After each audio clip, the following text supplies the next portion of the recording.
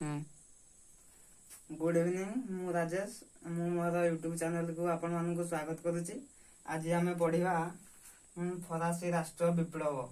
तो फरासी केमती राष्ट्र विप्लवटा उत्पन्न होता आरंभ होता से विषय आज आम पढ़ा। तो मुझे लिखि दूसरी ब्लैकबोर्ड रे फरासी राष्ट्र विप्लव। फरासी राष्ट्र विप्लव। फरासी राष्ट्र विप्लव। तो फरासी राष्ट्र विप्लवटा केवे ना 1789 फरासी राष्ट्र विप्लवटा होता।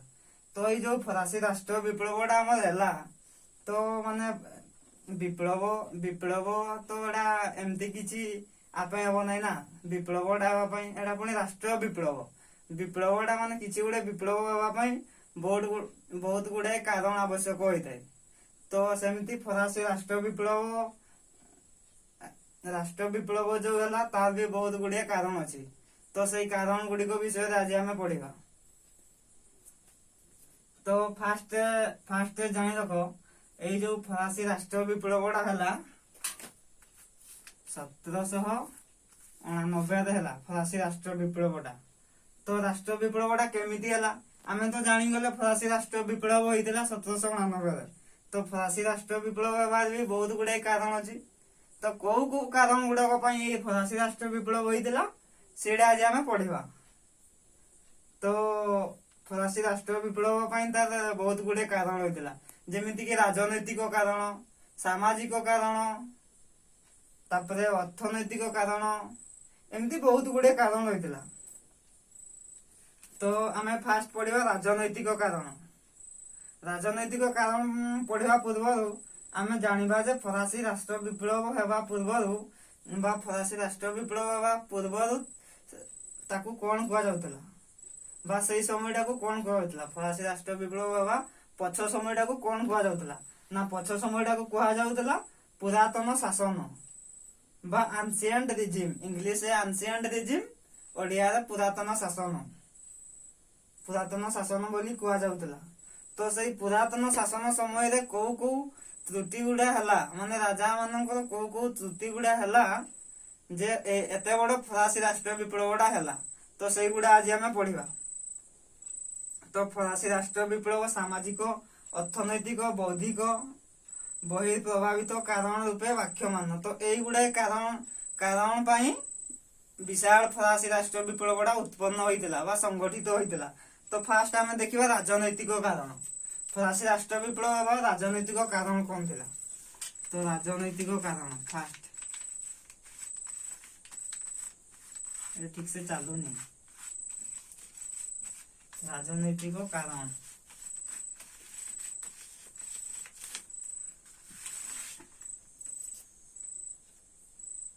फास्ट राजनैतिक कारण, सेकंड सामाजिक,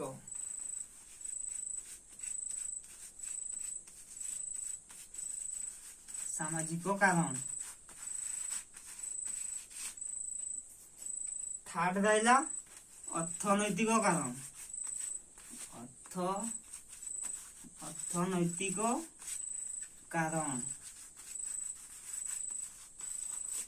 अर्थनैतिक कारण, तापरे बौद्धिक कारण,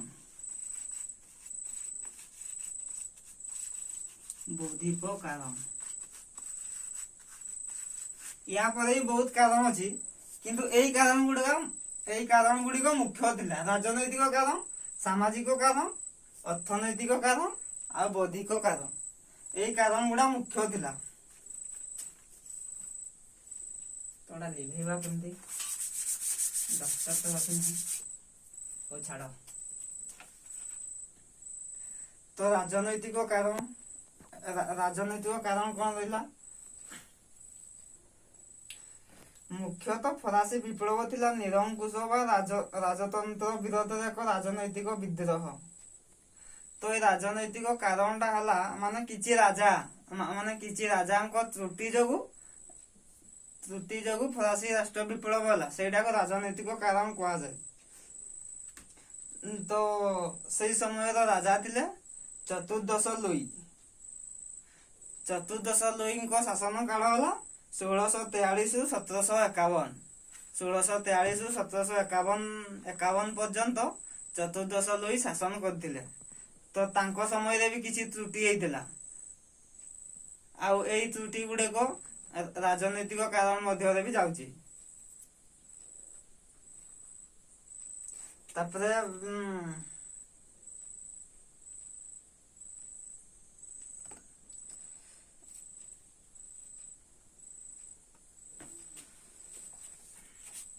चतुर्दश लुई चक्र पड़ गला।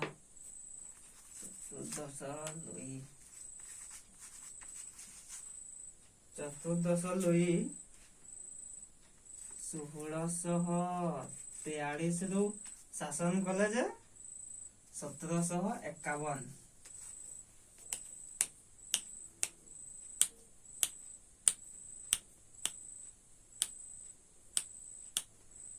तांको एई चतुर्दश लुई को पिता थिले त्रयोदश लुई। तो त्रयोदश लुई जेतेबेले मृत्युवरण कले आउ त्रयोदश लुई मृत्युवरण कर सारला पर जेतेबेले चतुर्दश लुई जेतेबेले राजा हवा पई गले सेतेबेले चतुर्दश लुई को मात्र 5 वर्ष होइतिला। 5 वर्ष रे से राजा होइतिले 5 वर्ष रे। किंतु से 5 वर्ष रे राज्य शासन करि नथिले।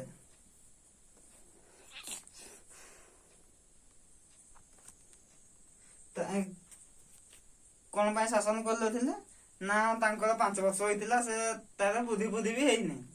सेथि पई तांकर जण मंत्री विचक्ष कूटनीति मंत्री कार्डिनाल म्याजारिन एडी मु लिखि दोची। कार्डिनाल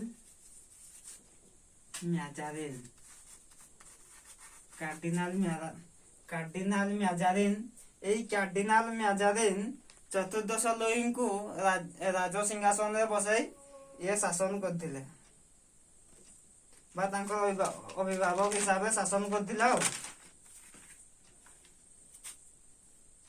तापरे ये कौन करथिले ना कार्डिनाल म्याजारिन ये संभ्रांत मानक ऊपर कटकणा करथिले बा राजा माने जो कर नउथिले माने तांको कटक माने राजा माने जो कर नउथिले किबा किछि जो कटकणा करूथिले नै कटकणा कले से माने संभ्रांत माने कर दउ नथिले एमन से गुडा रे कटकणा कले किबा राजी माने किबा संभ्रांत माने सेता बेले कोन करथिले ना विलास व्यसन जीवन यापन करथिले। माने किछि परिश्रम न करेबी से माने अत्यावश्यक सामग्री गुडा पाउथिले तापरे विलास व्यसन जीवन यापन रे से माने जीवन अतिबाहित करूथिला। सेही सब कार्य गुडी को संभ्रांत मानक एई कार्डिनाल म्याजारिन कटकणा करथिले। तापरे से कटकणा करथिले तापरे एई कार्डिनाल म्याजारिन जो थिले तांकर मृत्यु होई गला। केबे मृत्यु होई गला ना 1661 रे तांकर मृत्यु होई गला। एई कार्डिनाल म्याजारिन रो 1661 रे मृत्यु होई गला। सेते बेले चतुर्दश लुई को बयस होई जाय 23 वर्ष। जेते बेले 1661 रे तांकर मृत्यु होई गला एई कार्डिनाल म्याजारिन चतुर्दश लुई को बयस होई जाय 23 वर्ष। सेई 23 वर्ष जेते बेले याको मृत्यु होई गला सेई समय चतुर्दश लुई शासन भार ग्रहण कले बा शासन भार निज हाथ को नेले। चतुर्दश लुई जने सबलकाय व्यक्ति थिले। तांकर मानसिक शारीरिक शक्ति असाधारण थिला। तांकर मानसिक शक्ति प्रखर थिला। तापरे से बलशाली भी थिले। तापरे कर्म दक्षता भी थिला। तांकर आश्चर्यजनक कर्म दक्षता थिला। तापरे से अदम्य शक्तिर ଅଦମ୍ୟ ଶକ୍ତିର ମାନେ ତାକୁ କଣ କୁହାଯାଏ, ଅଦମ୍ୟ ଶକ୍ତିର ଅଧିକାରୀ ଯୋଉଟା ମାନେ ନିଜେ ମାନେ ଧରାଯାଉ ଜଣେ ବଳଶାଳୀ ଥିବ, ବଳ ତା ପାଖରେ ବହୁତ ବଳ ଥିବ, ସେଇଟାକୁ ଅଦମ୍ୟ ଶକ୍ତି ବୋଲି ମଧ୍ୟ କୁହାଯାଏ। କିନ୍ତୁ ସେ ଅତ୍ୟନ୍ତ ଅବିବେକୀ ଥିଲେ। ସେ ଯାହା ଭାବୁଥିଲେ ତାହା କରୁଥିଲେ। ସେଟା ପଛେ ଭୁଲ ହେଇଥାଉ ନା କାହିଁକି, ସେ ଭୁଲଟାକୁ ବି ସେ ଠିକ ଭାବିକି ଯାହା ଭାବୁଥିଲେ ମାନେ ତାହା ସେଟା କରୁଥିଲେ ଅବିବେକୀ ଭାବେ। ତାଙ୍କର ସୌଭାଗ୍ୟକୁ ସେଇ ସମୟରେ ଏଇ ଚତୁର୍ଦ୍ଦଶ ଲୋଇଙ୍କ ସମୟରେ ଫ୍ରାନ୍ସ ଟା ବହୁତ ଉନ୍ନତ ଥିଲା। ଆର୍ଥିକ କ୍ଷେତ୍ରରେ ତାର ବହୁତ ଉନ୍ନତ ଥିଲା ଫ୍ରାନ୍ସ ରାଜ୍ୟଟା। ସେଇଥିପାଇଁ ସେ ଏସବୁ ମାନେ ସେ ରାଜାଟା ସ୍ୱେଚ୍ଛାଚାରୀ ଶାସନ କଲା, ତା ନିଜ ଇଚ୍ଛାରେ ଶାସନ କଲା। ତାପରେ ନିଜକୁ ପ୍ରଜାର ହିତ କାମ କରୁଛେ ବୋଲି ବିବେଚନା କରୁଥାଏ, ଦେଖିଲା ବେଳେ ସେ ପ୍ରଜାର କାମ କରୁନଥାଏ। ଧୀରେ ଧୀରେ ଶାସନରେ ଦୋଷ ତ୍ରୁଟି ହେବାକୁ ଲାଗିଲା। ରାଜାଙ୍କ ଇଚ୍ଛାରେ କେହି ବାଧା ଦେଇ ପାରିଲେ ନାହିଁ। ସେ ଯାହା ଚାହିଁଲେ ତାହା କଲେ। ନିଜ କ୍ଷମତା, ମର୍ଯ୍ୟାଦା ଓ ଗୌରବ ବୃଦ୍ଧି ପାଇଁ ସେ ପ୍ରଜାମାନଙ୍କର ସ୍ୱାର୍ଥ ବଳି ଦେଲେ। ମାନେ ରାଜା ନିଜ ସ୍ୱାର୍ଥ ପାଇଁ ପ୍ରଜାମାନଙ୍କର ବହୁତ ବଳିଦାନ ଦେଇଦେଲା।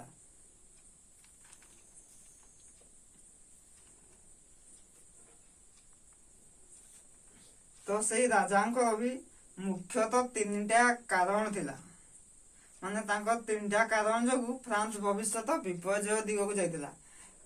ତ ପ୍ରଥମ କାରଣ ହେଲା, ତ ସେ ଭାବୁଥିଲେ ରାଜାଙ୍କର କ୍ଷମତା ହଉଛି ଈଶ୍ୱର ପ୍ରଦତ୍ତ ଅଧିକାର। ସେ ବୁଝୁଥିଲେ ସେ ବୁଝିଲେ ନାହିଁ ଯେ ନବଚେତନାର ଆରମ୍ଭ କାଳରେ ତାଙ୍କର ଏପରି ବିଶ୍ୱାସ ପ୍ରଜାମାନଙ୍କ ପ୍ରାଣ ସ୍ପର୍ଶୀ କରିବ ନାହିଁ। ସେ ନିଜେ ହିଁ ଭାବୁଥିଲେ ମୁଁ ଭଗବାନଙ୍କର ଅବତାର, ମୁଁ ଭଗବାନଙ୍କ ଭଗବାନ ମୋ ସହିତ କଣ୍ଟାକ୍ଟ କରୁଛନ୍ତି, ମୁଁ ଯାହା କହିବି ଭଗବାନ ବୋଲି ସମସ୍ତେ ଭାବିବେ। ସେ ଏଗୁଡା କହୁଥିଲେ। ଆଉ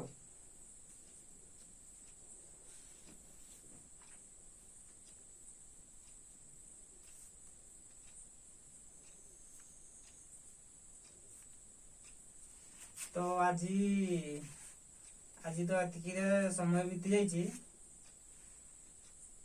ତାପରେ ଏଇ ଯୋଉ ନୋଟ ଗୁଡା ମୁଁ ଆଜି କହିଲି, ଏଗୁଡା PDF ମାଧ୍ୟମରେ ମିଳିଯିବ। ଡେସ୍କ୍ରିପସନ ବକ୍ସରେ PDF ମାଧ୍ୟମରେ ମିଳିଯିବ ନୋଟ ଗୁଡା।